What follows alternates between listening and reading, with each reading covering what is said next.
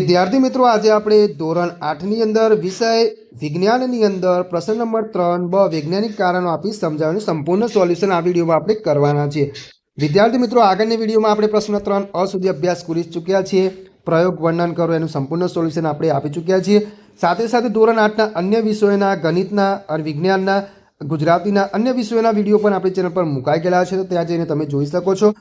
હવે પ્રકરણ 7 છે, અહીંયા પ્રશ્ન 1 છે, એમાં પિટ્યુટરી ગ્રંથિને સર્વપ્રથમ ગ્રંથિ ગણવામાં આવે છે। તો જવાબ લખ્યું છે પહેલો મુદ્દો, પિટ્યુટરી ગ્રંથિ મગજ સાથે જોડાયેલી અંતઃસ્ત્રાવી ગ્રંથિ છે।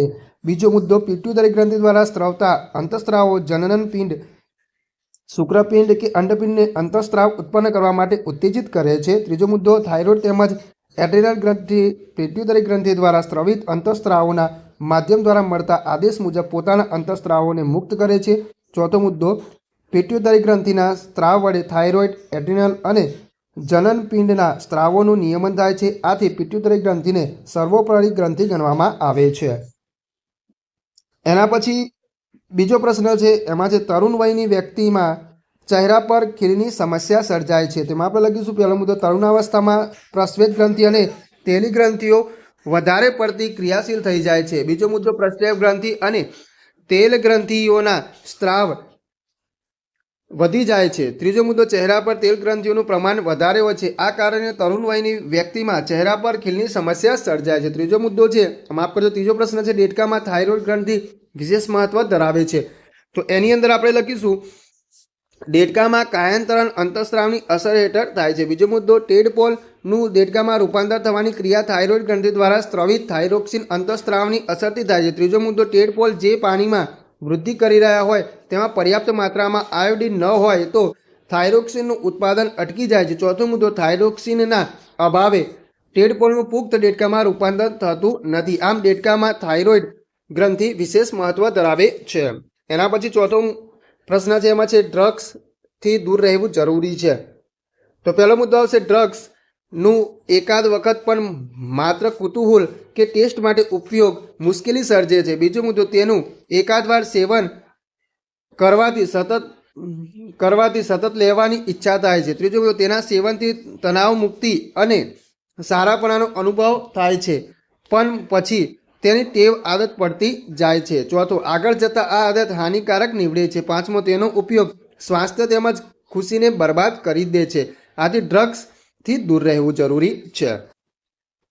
પ્રકરણ 8 અને 9 છે, એમાં પહેલો મુદ્દો, સાયકલ ચલાવતી વખતે જ્યારે પેન્ડલ મારવાનું બંધ કરવામાં આવે તો સાયકલ ધીમી પડીને અટકી જાય છે।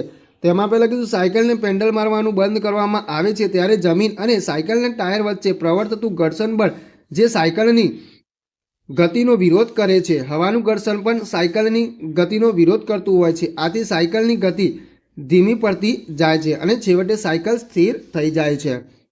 એના પછી બીજો પ્રશ્ન છે, લાકડાના પાટિયામાં ખીલીને તેના અણીદાર છેડા પાસેથી ઠોકવામાં આવે છે। તો આપણે લખીશું ખીલીના અણીદાર છેડાનું ક્ષેત્રફળ શીર્ષ કરતાં ઘણું નાનું હોય છે।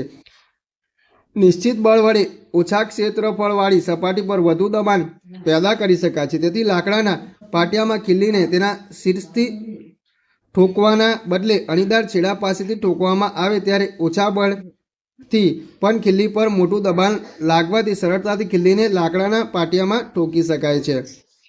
એના પછી આગળનો ત્રીજો પ્રશ્ન છે, ખભા પર લટકાવવા માટેના થેલામાં પહોળી પટ્ટી રાખવામાં આવે છે। તો આપણે લખીશું પાતળી પટ્ટીને બદલે પહોળી પટ્ટી વાપરવાથી ક્ષેત્રફળ વધી જાય છે, તેથી થેલાનું વજન મોટા ક્ષેત્રફળ પર લાગે છે, પરિણામે ખભા પર દબાણ ઘટી જાય છે, તેથી ખભા પર થેલો સહેલાઈથી ઊંચકી શકાય છે।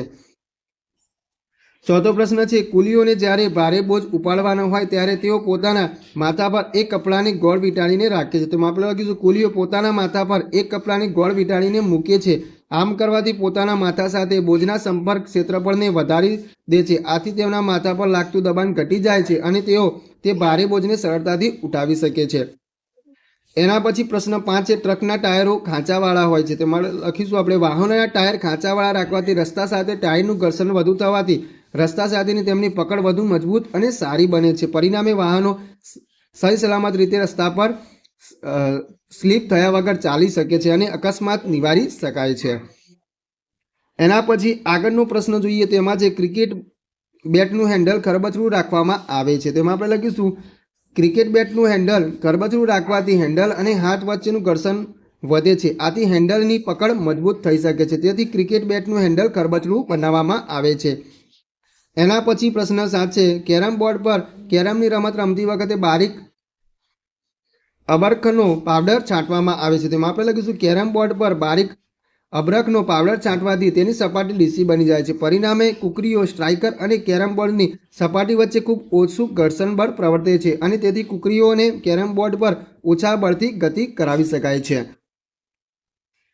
એના પછી જોઈએ આપણે પ્રકરણ 10 અને 12 છે. એમાં પહેલો પ્રશ્ન છે, રસ્તાની બંને બાજુ વૃક્ષો ઉગાડવા જોઈએ? તેમાં આપણે લખીશું રસ્તા પર ગતિમાન વાહનોને લીધે ધ્વનિ પ્રદૂષણ ઉદ્ભવે છે. વૃક્ષો ધ્વનિનું શોષણ કરે છે. ધ્વનિ પ્રદૂષણની હાનિકારક અસરો ઓછી કરવા રસ્તાની બંને બાજુ વૃક્ષો ઉગાડવા જોઈએ, જેથી કરીને ઘોંઘાટ રહેઠાણો સુધી પહોંચી શકે નહીં. એના પછી પ્રશ્ન 2 છે, ચંદ્ર પર બે વ્યક્તિઓ એકબીજા સાથે વાતચીત કરી શકતી નથી? તેમાં આપણે લખીશું ચંદ્ર પર વાતાવરણ નથી, પરંતુ શૂન્યાવકાશ છે. ધ્વનિ શૂન્યાવકાશમાં પ્રસરણ પામતો નથી, તેથી ચંદ્ર પર બે વ્યક્તિઓ એકબીજા સાથે વાતચીત કરી શકતી નથી. એના પછી આગળ જોઈએ આપણે તો ત્રીજો પ્રશ્ન છે, ઉગાડા પગે ભીના હાથ વડે ઇલેક્ટ્રિક સ્વિચને અડકવું જોખમકારક છે? તો એમાં લખીશું કોઈ વ્યક્તિના પગ ઉગાડા હોય અને તે જમીન પર ઊભો હોય ત્યારે તેનો ભૌતિક સંપર્ક સીધો પૃથ્વી સાથે હોય છે. પૃથ્વી વિદ્યુતનું વહન કરી શકે છે. હવે જો તે વ્યક્તિના હાથ ભીના હોય અને તે ઇલેક્ટ્રિક સ્વિચને અડકે તો ઇલેક્ટ્રિક સ્વિચમાંથી વિદ્યુત પ્રવાહ તેના શરીરમાં દાખલ થશે અને પરિપથ પૂર્ણ થવાથી તેને ઇલેક્ટ્રિક શોક લાગશે, જેના લીધે તેનું મૃત્યુ પણ થઈ શકે છે. તેથી ઉગાડા પગે ભીના હાથ વડે ઇલેક્ટ્રિક સ્વિચને અડકવું જોખમકારક છે. એના પછી ચોથું છે, ઇલેક્ટ્રોસ્કોપની મદદથી આપેલ પદાર્થ વીજભારિત છે કે નહીં તે જાણી શકાય છે? તો એમાં આપણે લખીશું પહેલો મુદ્દો કે ઇલેક્ટ્રોસ્કોપના બહારના ઉપરના ભાગે ધાતુનો સળિયો હોય છે. બીજો મુદ્દો, પદાર્થ વીજભારિત છે કે નહીં તે જાણવા માટે પદાર્થને આ સળિયા સાથે અડાડવામાં આવે છે. ત્રીજો મુદ્દો, જો પદાર્થ વીજભારિત હશે તો સળિયાને મળતો વીજભાર વહન પામી એલ્યુમિનિયમ ફોઇલની બે પટ્ટી પર જ જશે. ચોથો મુદ્દો, પટ્ટીઓ પર સમાન પ્રકારનો વીજભાર જતા પટ્ટીઓ અપાકર્ષણ થતા પહોળી થશે. પાંચમો મુદ્દો, જો પદાર્થ પર વીજભાર હશે નહીં તો પટ્ટીઓ પહોળી થશે નહીં. આમ ઇલેક્ટ્રોસ્કોપની પટ્ટીઓ પરની અસર પરથી પદાર્થ વીજભારિત છે કે નહીં તે જાણી શકાય છે. તો વિદ્યાર્થી મિત્રો, આગળ નવી વિડીયોમાં આપણે નવા પ્રશ્નો સાથે ફરીથી મળીશું.